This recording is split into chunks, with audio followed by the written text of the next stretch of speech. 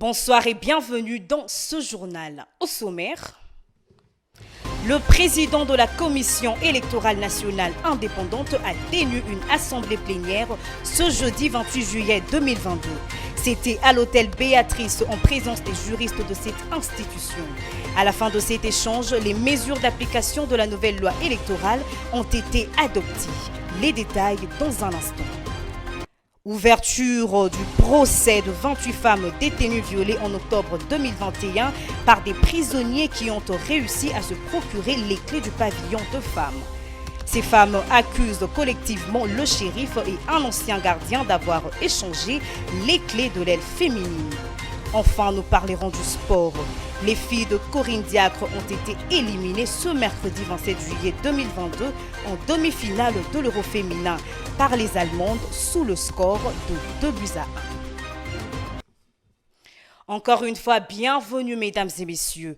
L'Assemblée plénière de la Commission électorale nationale indépendante a adopté ce jeudi 28 juillet les mesures d'application de la nouvelle loi électorale promulguée le 29 juin par le chef de l'État. Le président de la CENI, Denis Kadima, a demandé à tous les services d'intégrer ces mesures d'application dans leurs tâches pour un aboutissement heureux du processus électoral. Reportage de Jean-Pierre Katinda. Après les travaux de révitation des mesures d'application de la nouvelle loi électorale par les juristes de la CENI, les membres de la plénière de cette institution ont adopté à l'unanimité ces mesures d'application après quelques amendements. Denis Kadima a demandé à tout le monde de s'approprier ces nouvelles mesures d'application. J'ai suivi donc le déroulement des 10 travaux et j'ai apprécié la qualité des débats qui ont été engagés par chacun et chacune des experts juristes.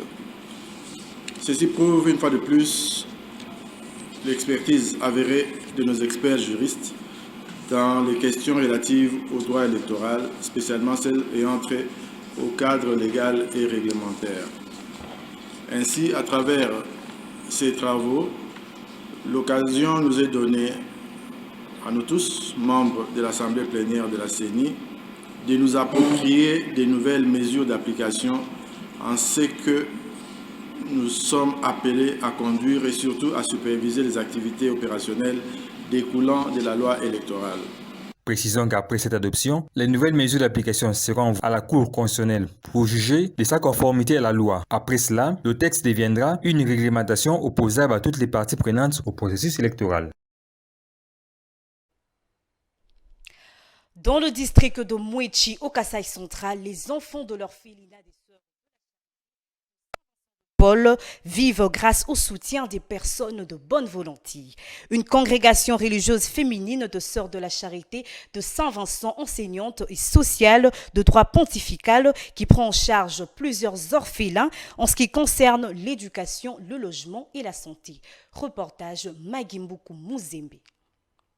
Les sœurs de la congrégation Vincent de Paul ont pour mission d'encadrer les malades ainsi que les enfants abandonnés et vulnérables. Dans le district de Mouechi, territoire de Ndimbelenge au Kasaï central, ces sœurs prennent 21 orphelins en charge grâce à leurs revenus. Elles ont donné un toit à ces enfants, les nourrissent, les scolarisent et s'occupent même de leurs soins médicaux. Un bel exemple à suivre. Comme vous le voyez sur ces images, c'est ici que ces enfants passent la nuit. Cette congrégation a en son sein un grand hôpital et une école. Dans cette partie du Kasaï central où les conditions de vie sont précaires, pas d'électricité, pas d'eau, les sœurs de cette congrégation s'adonnent au quotidien pour le bien-être de ses enfants. Sur place, nous avons trouvé un bébé de 6 mois malade depuis le décès de sa mère et qui est pris en charge par les sœurs de cette congrégation. Dans la congrégation, on fait beaucoup de choses. Les membres de sa famille. Est-ce qu'ils ont même des moyens pour passer?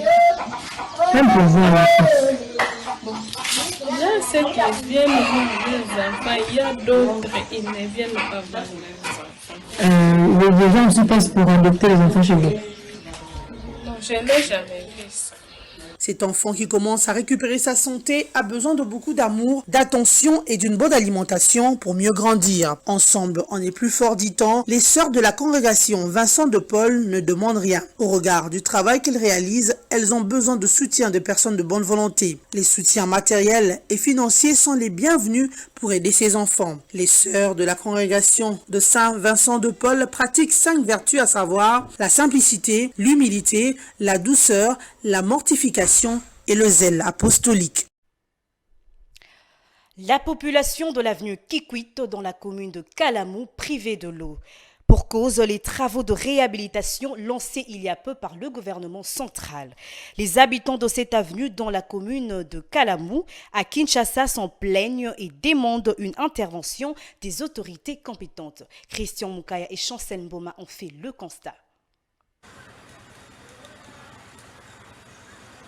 Il faudrait dire que les travaux de réhabilitation de route à Kinshasa évoluent bien, mais ils occasionnent la pénurie d'eau dans certaines communes, notamment celle de Kalamou, précisément sur l'avenue Kikwit. Les tuyaux de la régie des eaux a été emportés par le travaux, déplore Mata Marceline, habitant de ces coins de Kinshasa.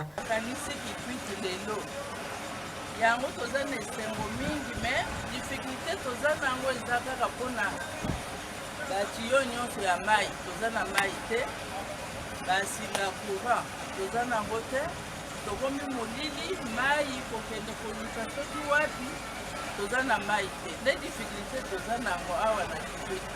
Nous avons plus l'âge d'aller chercher de l'eau. C'est la Monde Filombouyi qui crie à l'aide des autorités du pays. soki moyen ezali bafongola biso mai omoni mai soki eza toza makasi ntina bana kokumba na baage ya biso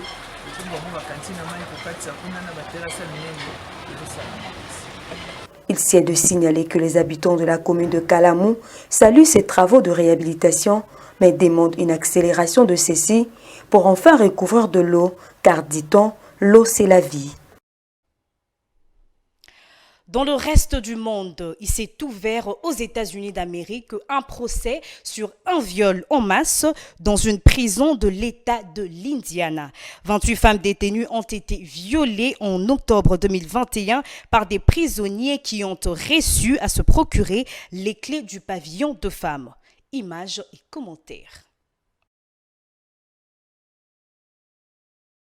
Une affaire sordide aux États-Unis d'Amérique. Un groupe de 28 détenus a porté plainte auprès d'une juridiction américaine après avoir été violés pendant plusieurs heures par des détenus hommes dans une prison du comté de Clark au sud de l'État de l'Indiana. Les faits se sont déroulés la nuit du 24 octobre 2021. Ces femmes accusent collectivement le shérif James Noel et David Lowe, un ancien gardien, d'avoir échangé les clés de l'aile féminine de ce centre pénitentiaire avec un détenu masculin, ce en échange d'une somme de $1000. Alors que le procès a débuté il y a quelques jours, le lundi 25 juillet 2022, une autre détenue a rejoint le mouvement et a témoigné à son tour à la barre. Selon elle, le drame s'est déroulé sans interruption et aurait perduré toute la nuit jusqu'au lendemain matin. Et selon ses propos, la direction de cette prison n'a rien fait pour les protéger malgré les nombreuses caméras de surveillance. Autre coup dur pour ces femmes, le jour de ces viols, les lumières de l'aile féminine sont restées allumées sans interruption pendant 72 heures après les faits. Une mesure accueillie comme véritable punition incompréhensible pour les victimes. Par ailleurs, une source révèle que l'établissement pénitentiaire participait à ce moment-là à une émission de télé-réalité diffusée sur Netflix et intitulée 60 Days In, où des volontaires s'introduisaient dans l'univers carcéral pour vivre la vie d'un détenu pendant quelques jours. L'avocat des victimes espère dès lors que la production ait pu enregistrer les images utiles à l'enquête. Un nouveau procès va se tenir dans les prochains jours et au moins 8 nouvelles plaignantes viendront s'ajouter. Les filles de Corinne de Diacre ne vont pas franchir la barre de la finale de l'Euro féminin 2022. Les Bleus ont été éliminés ce mercredi 27 juillet sous le score de 2-1 par les Allemandes. Enfin, c'est connu, l'Allemagne va affronter l'Angleterre, pays hôte, en finale le dimanche 31 juillet. Les détails avec Nathan Diamouité. Les filles des Corinne Diacre n'ont pas pu franchir le cap de demi-finale de l'Euro féminin en 2022. Les Bleus ont été éliminés le mercredi 27 juillet 2022 par un score de 2-1 par les Allemandes. Lors de cette rencontre, après les coups d'envoi, les deux équipes se sont longuement observées dans un match équilibré sur papier. Chaque équipe offrant peu de possibilités à l'autre, mais les Français se sont montrés faibles face aux Allemandes en seconde période. Ces dernières ont été plus physiques que les Françaises. Ce sont d'ailleurs elles qui s'offrent la première vraie occasion du match à la 22e minute. Un coup franc tiré par l'attaquante Alexandra Popp a été repoussé d'une magnifique parade par la gardienne française. Les Allemandes continuent leur domination avec une large possession du ballon. Les Bleus ont ainsi eu moins d'actions offensives rassurantes. Le premier but a été marqué à la 40e minute par les Allemandes via leur joueuse Huth. La France a égalisé à quelques secondes avant la pause entre 44e et 45e minute. L'on a noté l'action de la joueuse Bachar avec sa frappe du pied droit qui a été repoussée par la gardienne allemande Idrich. Avec cette série d'occasions ratées par les Bleus, Alexandra Popp permet à l'Allemande de reprendre l'avantage 10 minutes plus tard. Sur un centre de Huth, la capitaine allemande reprend d'une tête ragueuse et inscrit un doublé à la 73e minute. Encore une fois, l'équipe tricolore réagit immédiatement. À la 79e minute, à l'entrée de la surface, Bacha s'offre une énorme frappe, mais qui passe juste à côté du but allemand. 3 minutes avant la fin du temps réglementaire, les Françaises continuent de pousser et ratent encore l'égalisation. Sur un centre, Wendy Renard remet un tir de la tête pour Guéoro, mais la joueuse du PSG n'arrive pas à récupérer juste devant le but allemand. Les Françaises quittent donc la compétition avec le regret face à une Allemagne qui a encore une fois maîtrisé son sujet. La sélection tricolore a manqué d'une efficacité en attaque pour espérer obtenir son billet pour la finale. À présent, place au rappel de titre. Le président de la Commission électorale nationale indépendante a tenu une assemblée plénière ce jeudi 28 juillet 2022. C'était à l'hôtel Béatrice en présence des juristes de cette institution. À la fin de cet échange, les mesures d'application de la nouvelle loi électorale ont été adoptées. Et puis, nous l'avons dit, ouverture du procès de 28 femmes détenues violées en octobre 2021 par des prisonniers qui ont réussi à se procurer les clés du pavillon de femmes. Ces femmes accusent collectivement le shérif et un ancien gardien d'avoir échangé les clés de l'aile féminine. Et enfin, nous avons parlé du sport.